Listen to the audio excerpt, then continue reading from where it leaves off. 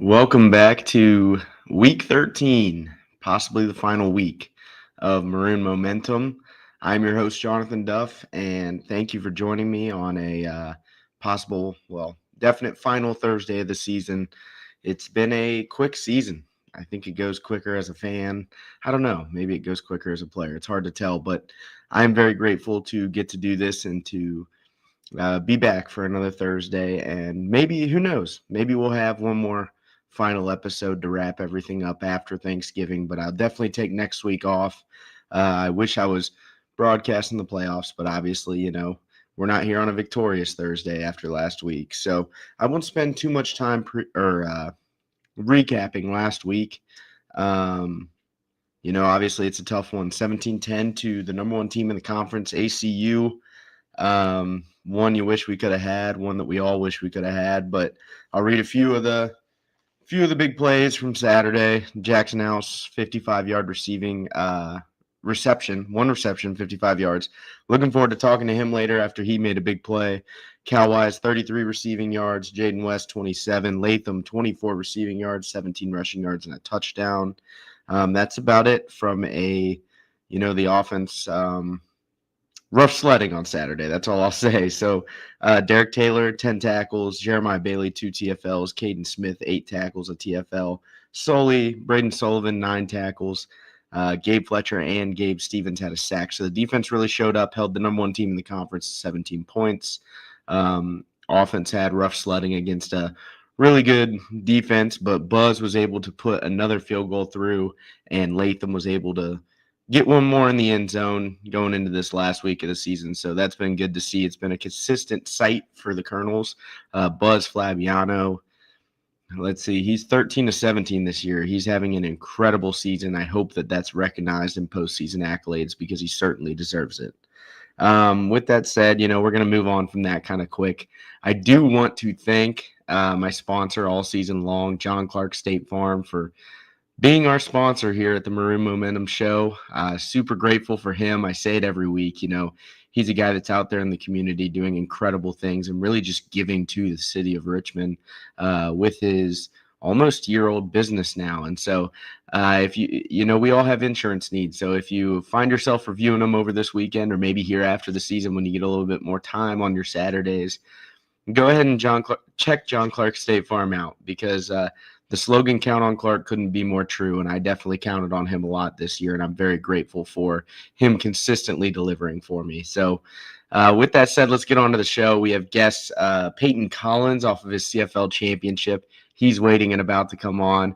We have Jackson House after that, and then freshman linebacker standout Cam Jesse on later today. But without further ado, we're going to talk to the man of the hour, the man of the week, coming off his big win this Sunday on national television. Offensive lineman, former O lineman for EKU, current O lineman in the CFL for Saskatchewan, and CFL champion, Peyton Collins. What's going on, Peyton? How are you? What's up, Duff? How's it going? I'm good. Run me through kind of the past. I don't know, what is it? We're Thursday, so 96 hours, whatever it has been. How's this week been coming off a big Yeah, championship? it's it's been busy but a lot of fun. Obviously Sunday night, late night for sure, celebrating, and then Monday morning we were on the plane back from Winnipeg. Just kept the party going and stuff, and then Tuesday was the parade through the city and stuff like that, which was unbelievable. And then yesterday was finally like all of our checkout processes and stuff like that. And yeah, so now everyone's kind of dialed it back and just kind of chilling right now. So Yeah. yeah, It seems like it may be. I mean, just from seeing you see professional teams win championships and the way they celebrate, and I would imagine that takes recovery just from the celebration itself. But it looked like an incredible time just seeing you posting about it and all different things. Tell me about the parade because that looked incredible. The amount of people that were there. How long did that yeah, take? What was that like being out in front of all of your fans? yeah. I obviously it's my rookie year. Like I had no idea what to expect, and I everyone's told me like Saskatchewan has the best fans and stuff like that in the CFL, like by far. But yeah, I mean, there's just all these army trucks that we got on, and the parade probably took like, I don't know, maybe like 30 minutes to an hour to get to our like destination downtown that we were going to.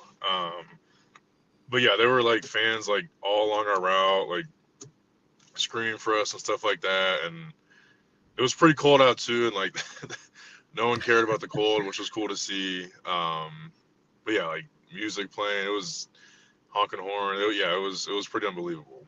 Yeah. That's so cool. I mean, I keep asking about the celebration, but I mean, not many people. I've talked about this on the show before. A certain percentage of athletes through their life get to play in college. Even smaller percent get to go play in the pros. Even smaller percent get to go experience what winning a championship, getting a parade, getting confetti for them feels like. Um, what's it like after the game? Kind of like, I bet it's a big sigh of relief. Like, okay, we got the job done. Hoisting the big gray cup, and just soaking in that moment with your teammates. Yeah, I'm just super blessed to be a part of it because, like you said, like I mean, there's guys on my team who've waited 10 plus years to have this opportunity, and I just got to do it in my first season, which is like, yeah, it's still insane to think about. Yeah, but honestly, like obviously everyone's been celebrating hard, but I mean, there's a lot of like vets in the on the team and stuff who are already thinking about talking about next year or stuff like that. I think that's probably why we were able to succeed this year because everyone's mindset like it's just about winning. You know what I mean? Like yeah, we've celebrated, but now like everyone's kind of already shifting focus to like next year and stuff like that, which is cool to see. Yeah. That's really cool, especially because that is, I mean, that's what you guys were all year. You guys were the number one team, it seemed, leading the CFL all season long in the power rankings, and to be able to go make the run through the playoff and get the Grey Cup, that was pretty special to watch. It's fun to watch, especially knowing you.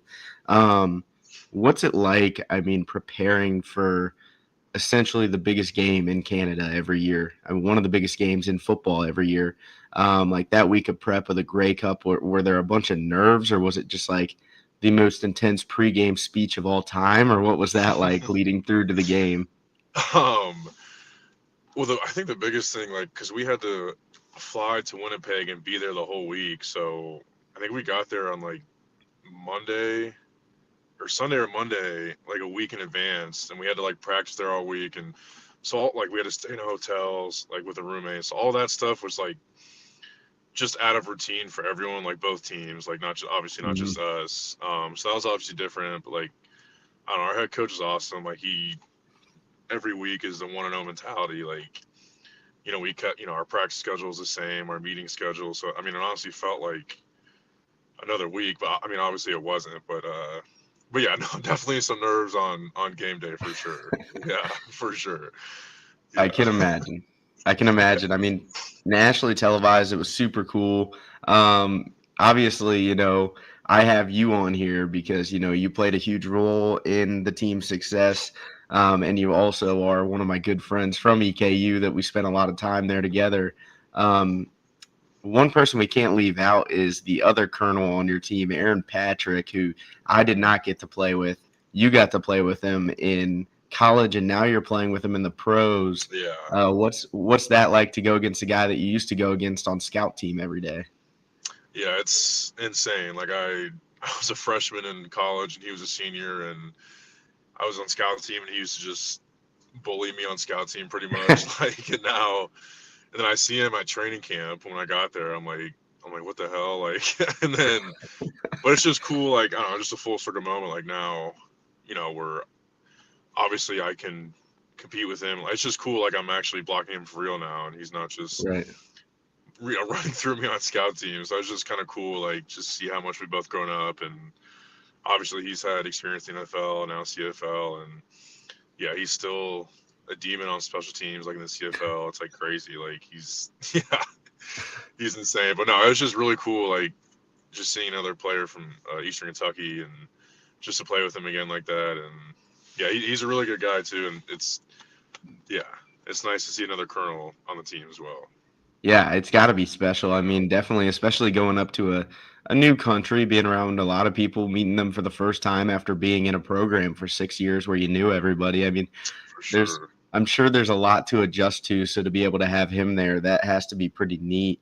Um, Tell me about so obviously I'm not super brushed up, and I have to learn the game of Canadian football in general because of all the Me motions and too. different stuff. Still, yeah, yeah, I can imagine. So there is a lot to pick up as I'm learning, but especially not the sidebar again, but the rouge to start the game. yeah. That's a confusing one too. I won't even dive into it. I won't dive into Yeah, it. But when you got a point, I was very confused, but it was awesome. So, but beyond that, I have to learn a lot about the CFL. But you did get some recognition. I saw them posting for some rookie honor. You were put up for it, or what was that you got put up for? it was the like our team's like nomination for rookie of the year. Um, I didn't obviously win it, but they're not going to give the rookie of the year to Oh, offensive linemen. lineman. So Yeah, yeah, but no, that was I mean like very cool to be recognized like by my the organization, the whole team, and stuff like that. So that was definitely pretty cool. Yeah, yeah, and that's what I thought it was. But yeah, that's incredible to even be an offensive lineman and be in that discussion. That's pretty special. Tell me kind of about, you go through the draft process last year and the idea of Canada comes up. What were the thoughts going into that? And also just going into training camp because I know that there's a lot of people getting cut. There's a lot of things going on. yeah, What was your mindset through all that, and how did you navigate all that, all the different changes? yeah. I mean, I feel like anyone's first initial thoughts, like when the CFL reached out to me, like don't know anything about it, another country. I'm like, oh, I'm never gonna do this. Like, but obviously, I came around to it. I just talked to them more and more, and just like the whole organization, the coaching staff, like I was just attracted to their culture. Like it literally, I don't know, just the whole vibe from the place. Like I don't know, just really, obviously it was a good culture. Like Right. I could just tell it was, it was a winning staff. Like they had a lot of players and stuff, and yeah, so I decided to come up, and I mean, yeah, training camp. Obviously, in training camp in college, there's no fear of getting cut or anything like that. Like so, I think it was like once a week, or I don't know, maybe less than that. Like you just kept seeing less and less guys, and like the amount of people that started training camp. And then I remember after the final cut day, we're in our team meeting, and like it was like barely half full. I'm like, holy shit! Like I don't know, it was just crazy. Like the amount of guys that That don't guy. make it. And yeah, like I initially made the practice roster, and I just felt so lucky to make the practice roster. Um, yeah, it was just crazy seeing you're just talking to someone one day, and the next day, yeah, I'm asking where'd he go, and someone's like, "Oh, they cut him." Like, damn, like it's just crazy. Like, Yeah. yeah, it's insane. That seems like madness. I can imagine that. And you alluded to, at EKU, you don't have to worry about that in training camp. Obviously, huge differences from college to the pros. But can you tell me kind of any similarities or differences going from your alma mater here at EKU to going and playing in Saskatchewan so far away? Um, I would say, I mean, the biggest difference is just like the age of everyone. Like, the other O linemen, like I'm the youngest O lineman at 24, which is insane, and our right tackle is 35 with three kids. Like, it's just like it's just the whole room is like not only diverse, like ethnically, whatever, but also age too. Like, it's just I'm talking to people who have kids. I'm talking to people who don't. Like, people from all over. Like, that was one of the big differences. Is yeah, it's like we're a close unit, but it's just a different kind of close. If that makes sense. Like, not everyone's Mhm. 21 and on the same team. Like, Yeah. yeah. Um, but as far as similarities, like it's football at the end of the day. Like some of the rules are different, but O line and D line, the only change is they have to be just a yard further from the ball to start. Like it really felt like a lot like college. Obviously, um, everyone's very talented and stuff like that. Um, and then I don't know. I feel like our head coach is a lot like Wells, like routine based. Like he liked the same practices, like the same schedule, stuff like that, which I liked. Like I'm a super routine person, Mhm. so I appreciated that. But yeah, O line and D line was just football. Oh, well, we don't have to wear knee braces. That was Oh, nice. huge. Well, I had to wear one because I hurt my knee and they made me, but only one. So I'm sure yeah, everyone was happy about that. yes, yeah. Um, okay, so right now, obviously, EKU, I don't know, it's probably hard for you to follow along given your Dude, schedule, yeah, but EKU's not, obviously, I think we're sitting at, four and I'm seven. doing math, 4-7. Yeah, So obviously not the season that we would like, but we're coming off of a season where, especially on the O line, I mean, that group was very close, especially the group 2 years ago. But even last year, I mean, we lost four offensive linemen, I think, only one returning starter, which was Liam. So they had to go through a lot. But I had a couple questions for you on that. One, just speak to your time at EKU and the culture that was built because you were a part of the change in the coaching staff. And I know that you have a good relationship and a close relationship with Coach Wells, Rav, and everybody there. So kind of speak to like the transition that you went through because you got that unique perspective that like my class didn't because we were with Wells the whole time. yeah. Like when Wells came in 2020, when he took over for Elder, like it was complete. Like I was like, oh shit, like who is this? Like it was like obviously Wells. I mean, everyone knows Wells. Like he obviously a hard coach, like demands a lot and stuff like that. He's a great coach, but he's gonna Mm-hmm. work you hard. He's gonna push everyone. So like culturally, that like he brought in like a very tough culture, like kind of like old school culture, like from what I would imagine, you know, Mm-hmm. people back in the day and stuff like that. Yeah, it was. I mean, he completely changed the place, and we finally made the first playoff appearance in 2022. I think that was the first one since I don't know. You might know, but first one at A least long almost time. 10 years. Yeah, like Yeah. um, the COVID year was rough. Not to go back, but the COVID year was rough. But I Yeah. mean, I think he handled it really well. Like I know But we we had had some stuff 30 pop up, opt but like, outs. Yeah. yeah, but like I mean, I think he did the best he could and Yeah. stuff. And yeah, he was able to like recruit and get a Mm-hmm. lot of players. I feel like too, and develop a lot of players, like myself included, and a lot of Mm-hmm. people. Like um, we were able to make the playoffs again in 2024, and Mm-hmm. I mean, yeah, to speak on this season, like I feel like it's reminds me a little bit of like 2023. Like we made Mm-hmm. the playoffs 2022, came back 2023. Just I don't know. I think we went like 5 and 6 or something. I think we Five still and played six. Yep. 11 games back then. And then we made the playoffs last year, obviously. Then now this year, obviously we're not going to make it. I don't know. It just kind of reminds me a little bit of that. But I don't know. Culturally, he really changed that place. Like it was night and day from when Elder was there. Um, and yeah, I think it's just been a down year. I think sometimes that happens. It's just tough to watch. But yeah, yeah, Agreed. And that's more so, I mean, I know you're someone who has played a lot of football, played a lot of really good football, and I think that a lot of people it's easy to be negative in one down year, but someone like yourself has a whole perspective of what the transition the program's gone through and going back to winning a conference title, getting two playoff appearances. And so that's kind of what I was, I'm glad that you spoke to just because I think people do forget how hard it is to shift a program from not going to the playoffs for 10 or something years to going to the playoffs twice in 3 years. So yeah, it's been pretty awesome. I'm definitely glad that EKU brought us to be teammates and friends. And the last part to it is, like I said, I mean, you lose four offensive linemen off last year's team. How hard do you think that is to navigate as an offensive line? And then also, you can give a shout out to your guys like Stone. You played with Josiah, and just how close that group really was because you guys were the force behind some of those really good teams, especially yeah, when Parker was back there slinging it. yeah. Yeah, with Parker, we didn't. It didn't matter who was out there. He was gonna sling it no matter what. John didn't really do anything. No, I'm joking. John was great. No, but losing four starting offense linemen, like that's incredibly hard to deal with. Especially with the transfer portal and all that stuff, and trying to get guys and develop guys and stuff like that. And I just feel like offensive line too. It's the one position where like you have to have reps next to the guy beside you, like, and have chemistry and stuff like that. No doubt.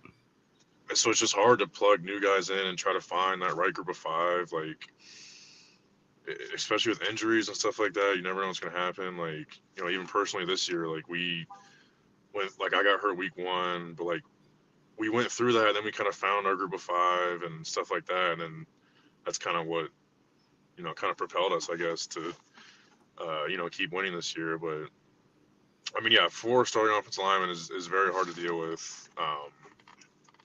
But yeah, they just have to keep getting reps next to each other and just keep building chemistry, because like the offensive line, some positions, like someone can mess up, but the other one can make a play, like on defense or something like that, or like. But if one offensive lineman messes up, like it's usually tackle for loss or a sack or Yeah. something like that. Like you have to all five like be in sync. So it's really challenging when you lose four starting offensive linemen in 1 year, for sure. Absolutely. And, I mean, it really is the engine that kept us going in our really good years in the past few years. And just having you, Josiah, Stone, Vinny, I can name a lot of the older guys. I mean, you can go Yeah, back to Tucker, Zach. I saw Brad Brad. Davis recently. Yeah, Yeah, guys like that. I mean, who really were. You guys worked as a unit. You guys spent all that time together. You guys communicated well with each other, and you guys stayed the course. And most of you were together for a long time, which I think is really hard to get nowadays. And I think it's very important for people to grasp onto that idea that you're going to be better the longer you stay together. But with that said, my final question for you just is, what's the off season look like? Will we see you back in Richmond at all? Have you even thought about it? Or are you just enjoying, the first week off? no, I was planning on coming back like this weekend probably, but I hurt my ankle in the fourth quarter in the Grey Cup.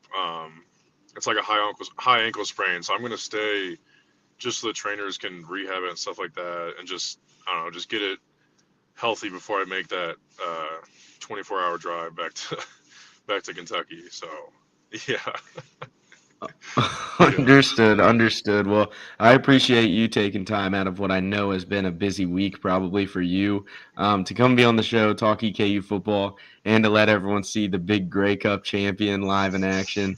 I really do appreciate it. I wish you the best of luck with rehabbing, and I hope I see you around here soon. yes sir. Yeah, I'll be back like in a couple weeks for sure. Yeah, yeah. That sounds good. That sounds good. Well, thank you, and I will talk to you soon. Removed. That is Peyton Collins. I'm very grateful for him. Grateful for him to give us the time of day to be on.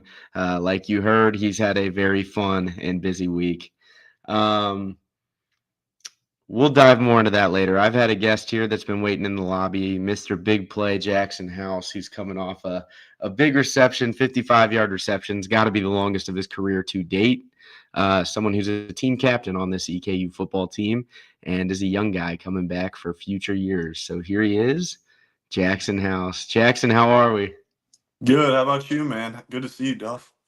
It's good to see you too. I mean, as soon as you had that 55-yard catch this weekend, I knew I had to get you on the show. How did it feel to, just to get a big play? I'd imagine, and we'll get into your whole story of, being quarterback and going and having to kind of get this role at wide receiver on the fly. But how did that feel to get a big catch in a big moment for the team? Oh, it was awesome. I mean, it was a culmination of a lot of hard work. And then it also just showed how the whole unit was functioning at that point in the game. I mean, Miles delivered a great ball there, and the O line, obviously, they had to protect for Miles to get that off. And everything just worked perfect on that play. And it set up a score. How do you feel? You make a big play like that and you do the work to get down to the 5-yard line. Does it make you want to go take a snap under center and punch it in yourself, or are you just glad to be able to set the team up? Oh, I was glad to be able to set the team up for sure, but part of me does want to get in that end zone too. I mean, that would have been sweet, but just glad we ended up with a touchdown on that drive. No doubt. And so, as I introduced you, I said team captain Jackson House. I mean, that's pretty special. You're a young guy. I mean, you've been here a while in the sense of, what is it? You've been here 3 years? Yeah, this is my third season. Yeah. Third season, but you're still a young guy. You came at a young age, and you have multiple years left of eligibility. Um, what does that mean to you as a only a third year player to be named captain by your team? And how has that kind of how did that kind of shift your role being the young guy last year in a group of a lot of older guys, and then shifting to be the older guy and the captain and the leader on the team? Oh, it meant a lot. I mean, it meant a lot in the aspect that it showed that I had respect for my teammates, which honestly was the biggest thing for me. And at the same time, it did shift my role a little bit. I felt like I had to become a little more vocal, especially on special teams, because that's the unit that I was a captain for. And yeah, I mean, we lost you, we lost Pat, so had some older guys not out there anymore. Had to pick up a little bit. No doubt. And so that's kind of what I want to talk to you about because you're a so I didn't know. I knew that they named you team captain. I didn't know that it was you were the voice out there for special teams, but one can assume because you change from quarterback, you go out there and you're playing a ton of special teams last year and you're getting physical right away, making plays. Tell me about how important, did you always have that respect for special teams, or how important have you realized that special teams are, and how much work goes into special teams behind the scenes for you, knowing that that's so vital now? Oh yeah, I mean, I definitely knew it was important before, but really, like, I didn't realize how much hard work went into it. Honestly, like when I was a quarterback, when you guys were doing special teams periods, I'm just over there throwing, just getting a few extra snaps in, and then now seeing how much Coach Day puts into it, and then how much all the players are out there working. I mean, there's so many moving parts, and it's really like almost 5 to 6 units within one unit. So it's just awesome to see guys from. It's also cool seeing offensive players working with defensive players. It's one of the few spots where you really are one whole team. 100%. I think it's the coolest thing about it. Just because offensive people tend to stick with offensive people, defensive. So being on the special teams and bringing everyone together is super neat. I'm glad you pointed that out. Talk to me, kind of. You go from quarterback and you kind of get thrown into wide receiver. Had you had previous experience at wide receiver, or was that kind of learn on the fly, like I kind of hinted at?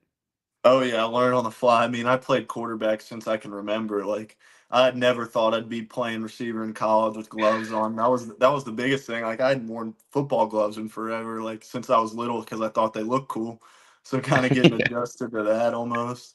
And then just the conditioning part. I mean, you got to run so much, especially at practice. You know how their practices are set up here. Like the wideouts are out there just busting their butts. So it was definitely a learning curve there, and then just learning the ins and outs of how to run routes and stuff like that. It was cool. It's incredible to see the data on the amount of miles the wide receivers run Oh during yeah. practice, and all different stats that are incredible. But would you say, last year playing such a vital role on special teams immediately in your switch from quarterback, do you think that set you up as a better receiver? Do you think that had any correlation to you stepping into a big playing role at receiver this year? Oh yeah, for sure. I mean, I felt like it made me comfortable in games. Like I remember that first game we went to Mississippi State. I was nervous as I could get out, and I mean that kind of eased me into playing more and more. And then at the same time, like part of receivers blocking too, and I was on kickoff return and punt. So like you got to be able to shock and shed on punt, and then kickoff return. You got to be able to maintain your block so you can get the return guy some room to work. So think that definitely helped on offense. Just learning how to use my body and use my hands to block better.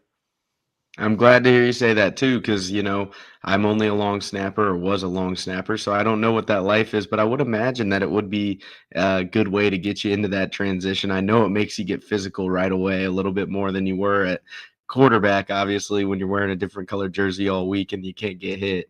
Um, but it's been cool to see. You are from a unique background where you have been around the game of football your entire life. Your dad's a coach. He's coached many cool places. I know LSU there for a bit, Jacksonville for a bit. Tell me about Kansas City at one point, I think you had told me. I know he's Mhm. been a lot of different places. Tell me, like, how cool of an experience was that for you growing up? Obviously, you have to move a lot, but just being immersed into the football world at a young age, and also getting to watch your dad as a big time college football coach and pro football coach. Just tell me a little bit about that experience.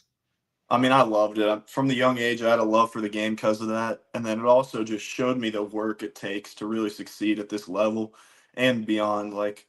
I mean, my dad, I see it. He's at the office every morning, 6 till probably 10, 11 at night, watching film, meeting with players. I mean, that part was also pretty cool, getting to see the players he's meeting with. I mean, I've met so many cool people from when I was little. I mean, my dad coached Aaron Donald at Pitt, so I saw him before he was Wow. the best defensive player of all time. And then yeah, Josh Allen at Kentucky, he was with him at Jacksonville again too. So that was pretty cool to hang out with him. And yeah, just meeting people like that, it's been awesome. That's incredible. And I think Josh Allen just set the franchise record. Did I see that for sacks maybe? I don't know if you saw that. But I think I did see that. That's pretty I cool. think he did for Jacksonville this past weekend. So that's pretty cool. I mean, you're around a lot of incredible people. Obviously, we talk about the Chiefs.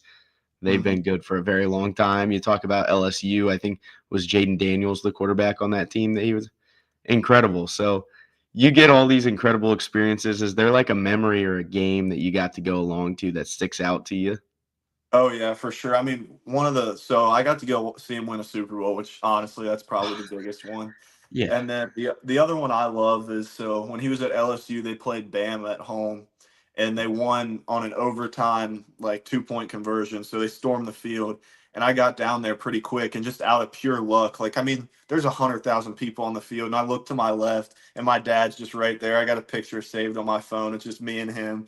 He's throwing the L's up. Like it was a really cool memory. That's one I'll never forget for sure. That's incredible. I mean, to be around that, not many people get to be in that atmosphere, but you also talk about getting to learn from him, the work ethic that comes with it. And now I think we had a recent EKU commit that I saw posted. Can you go ahead and share that with the listeners and myself and talk about how cool that is?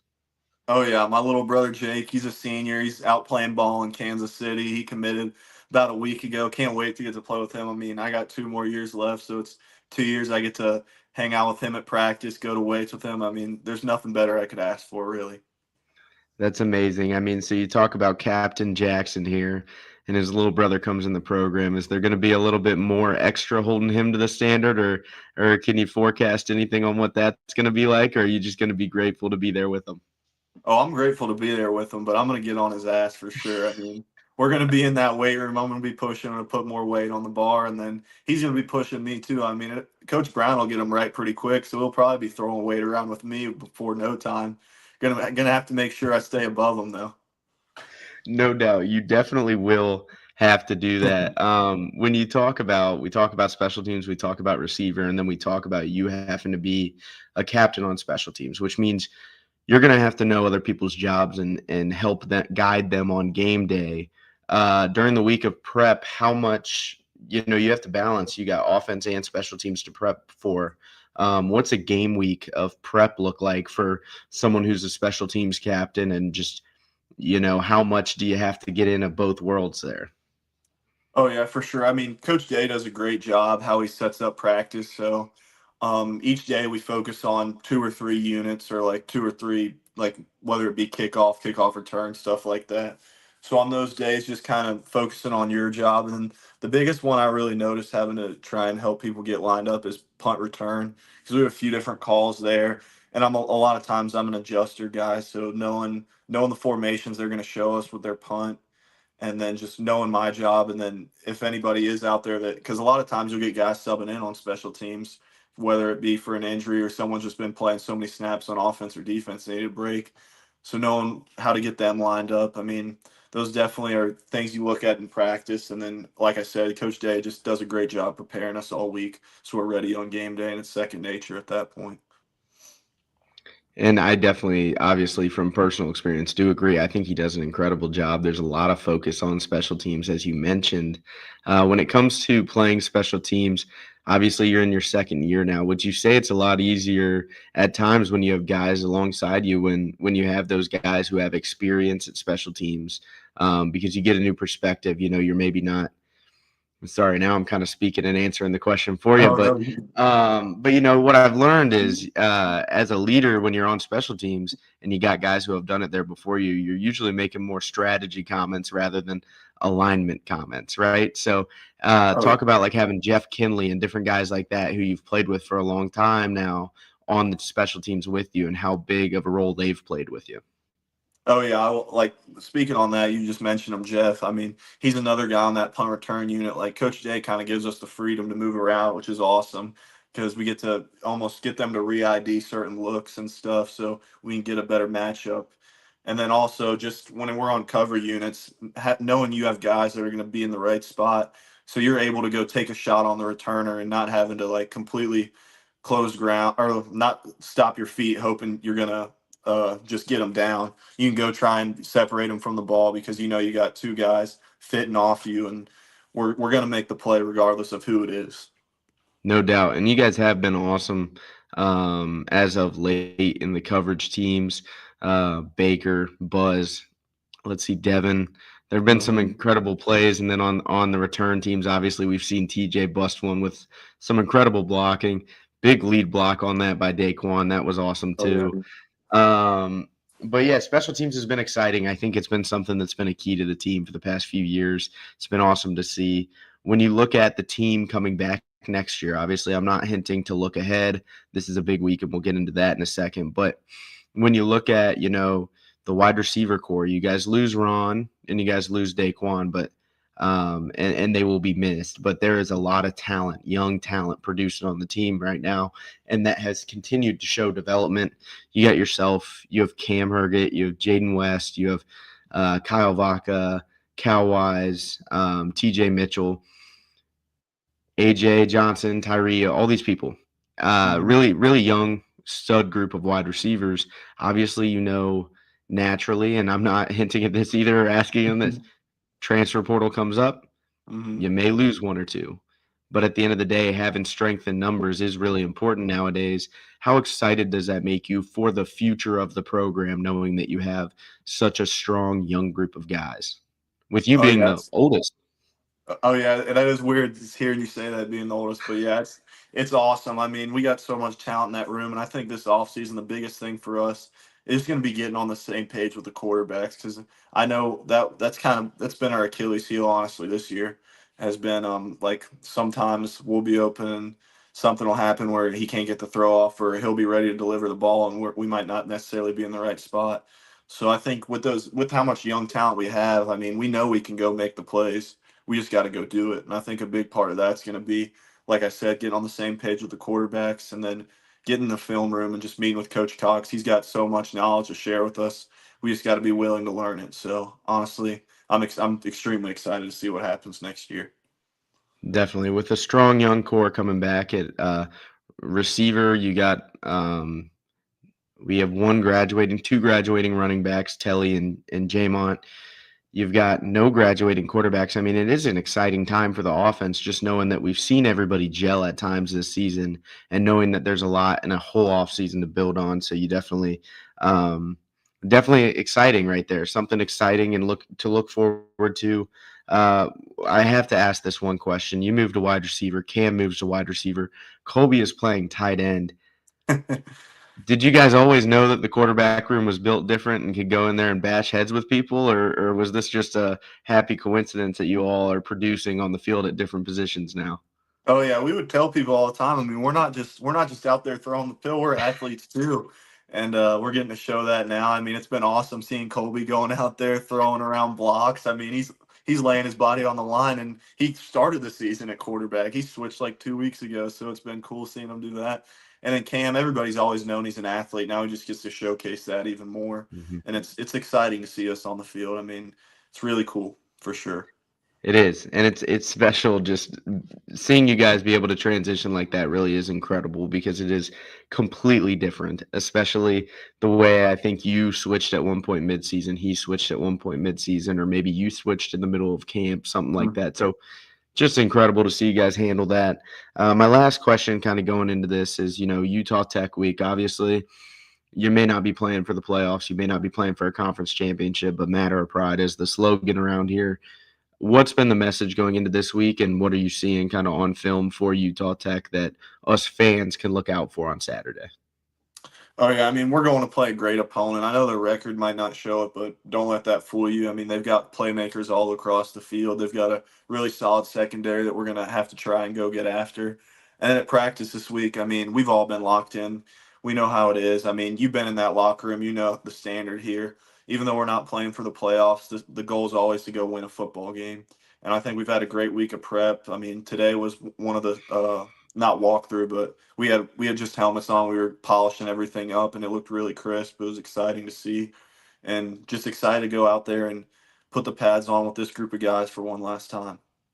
Absolutely. Well, I wish all of the best to you. I hope that that flight does not feel too long tomorrow, and I hope we come back with a win, and then Captain Jackson can look forward to the next season with his brother. That's super special. I'm happy for you. I'm proud of you, and best of luck this weekend. Thanks, man. I'll talk to you later, Duff.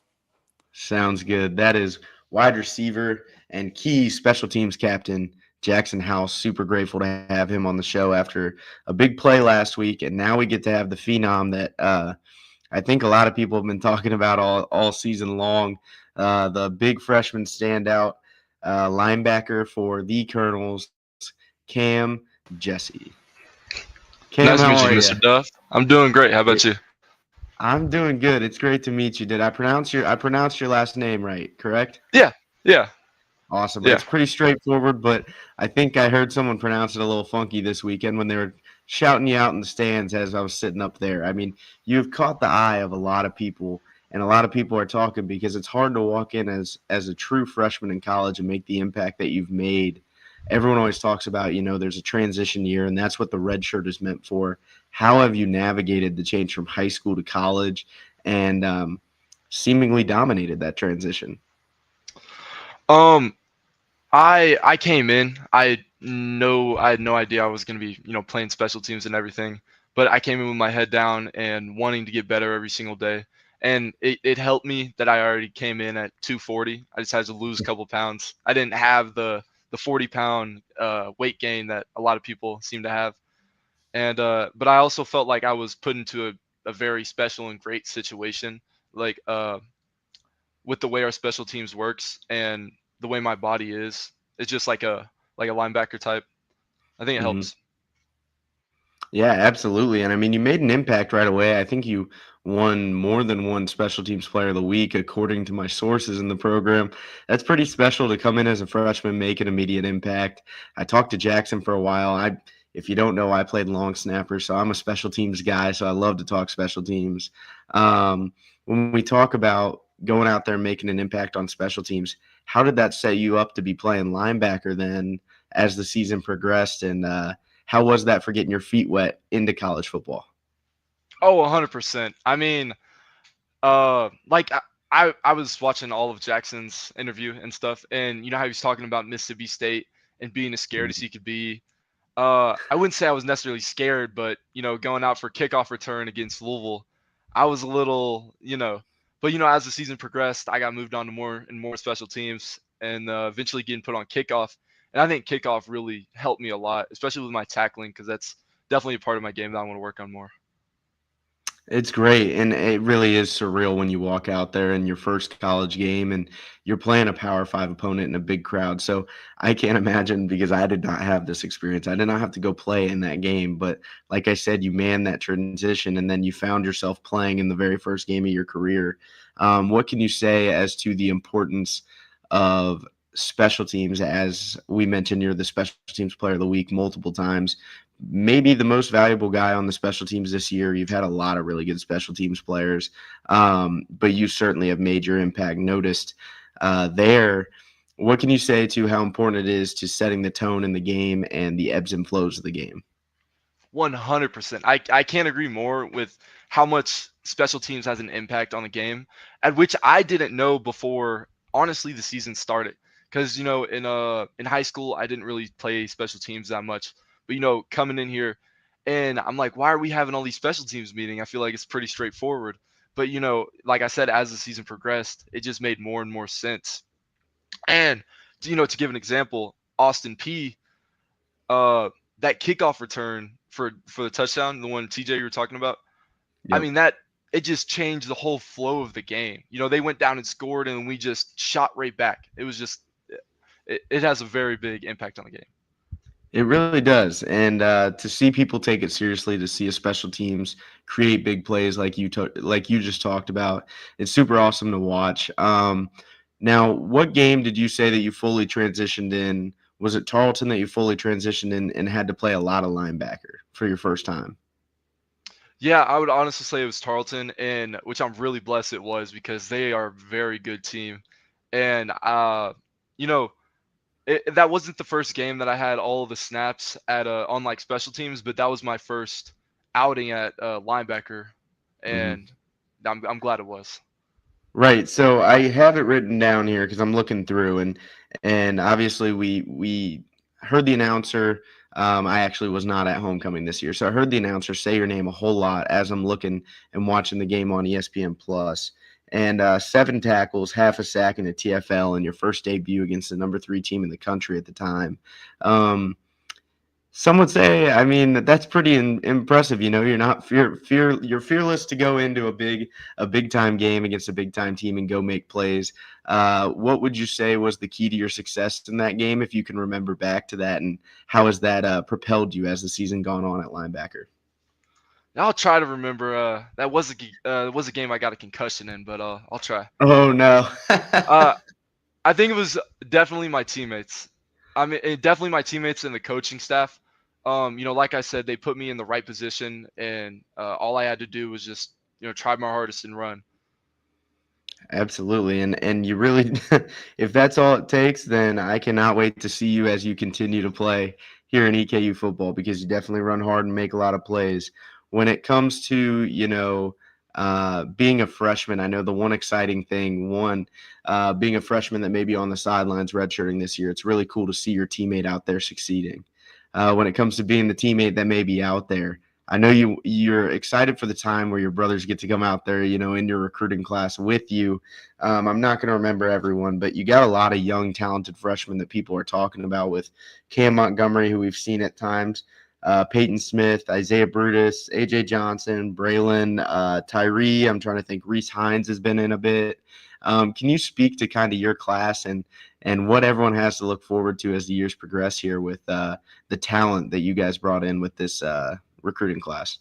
Oh, 100%. I mean, I remember coming back in I think it was January or something, and on my official visit, and I was kind of intimidated by the guys. They were like big and strong, and we come out to the season, and that's exactly what you see. It kind of Mhm. sucks this year that some of them have been riddled with injuries, Mhm. but I feel like if that didn't happen, a lot of them would definitely be seeing the time like on special teams or something. Like you talked about Brutus. You talk about Tavarian James is also one of them that's seen a lot of time on special teams, and I just feel like next year, our class is just come out swinging. Absolutely. It's an exciting time. And I talked to Jackson about, his units young. Obviously, these guys, we talk about that exciting freshman class. It is something to be looking forward to. One thing that's been cool over I played the past 5 years. So I got to see the evolution of Coach Wells coming in, Coach Johnson coming in with the defense. And to be honest, we had a lot of hurdles to navigate there with people. You come in during COVID year, there's a bunch of people opt out. You come in, transfer portal becomes a thing, you lose all your good players. I mean, it really has been crazy to navigate in this time and this era. But the one thing that Coach Johnson has seemingly done every year is build a culture with the defense one by one. And then you get last year, I think it's the first year with all of his own recruits. And you could tell last year there was a switch that was flipped with the culture of the defense in Maroon Doom. You come in, you fit like a hand in a glove, and then you get involved in that Maroon Doom defense this year with a lot of talented guys around you. What would you kind of tell everyone when you talk about the culture that was built, and just what it was like when you came in to see the way that they attacked every day as a defense? Right. So when I think about EKU's Maroon Doom defense, as everyone likes to say, is the first thing I think about is the power of the unit, and that's what we've been trying to uh, I guess cultivate. Because I don't know, like I came in and it was 100% there. I just wanted to add to it. It's just like a sense of camaraderie and friendship and teamwork that just makes you want to play for the man next to you. And I feel like that's why like this defense did so good this year.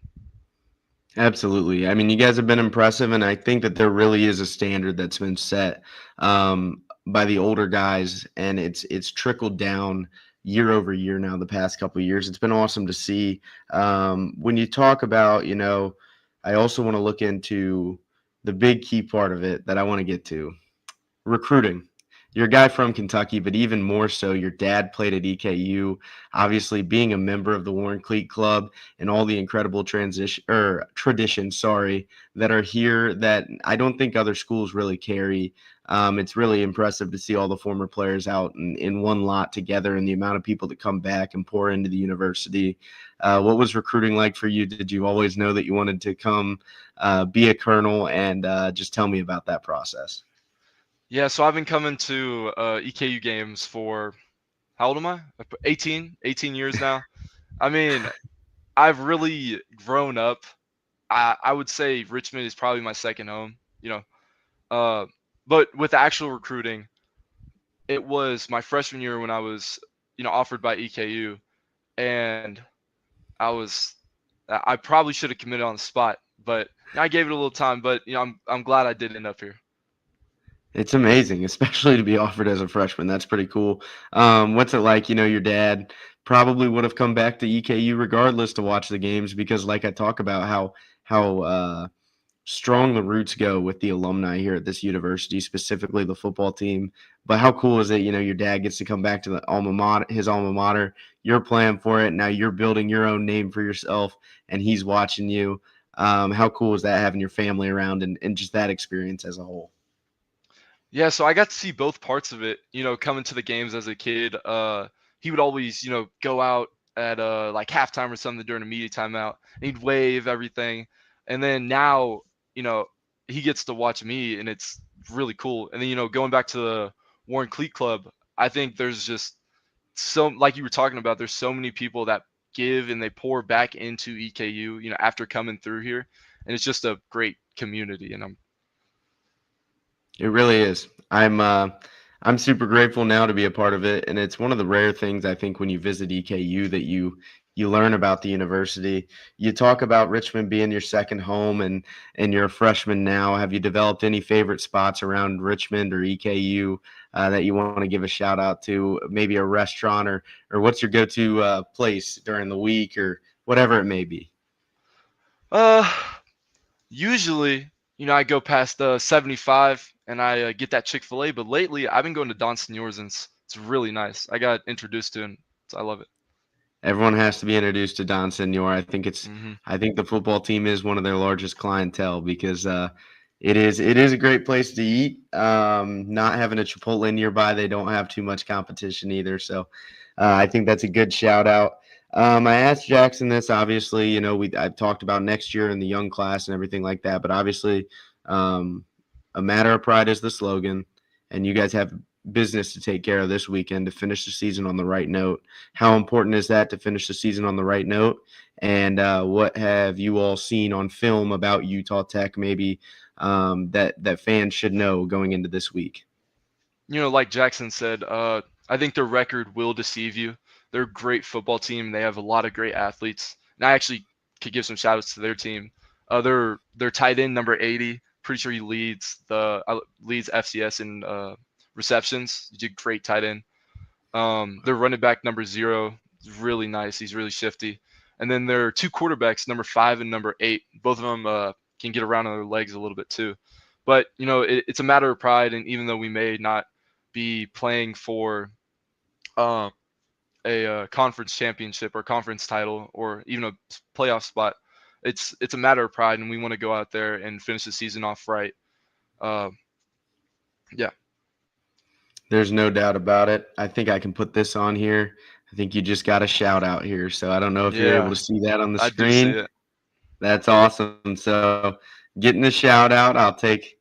That's awesome. You're the fan favorite around here, and so I do appreciate you giving me the time on your Thursday night. I know you got a long flight tomorrow, and you got business to take care of this weekend. But you've had an incredible season. I'm looking forward to seeing you finish it strong this weekend and seeing what you're able to build here at EKU with that strong class of yours and the strong performance you put on this year. So, thank you for joining the show, and best of luck to you this weekend. Yes, sir. Thank you so much. Nice to meet you.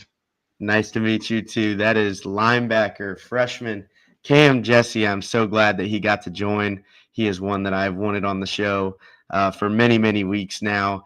And so we got him approved. Thank you to Isaac Ray for getting all of our special guests on the show every week this season and getting them approved and getting them on the show tonight.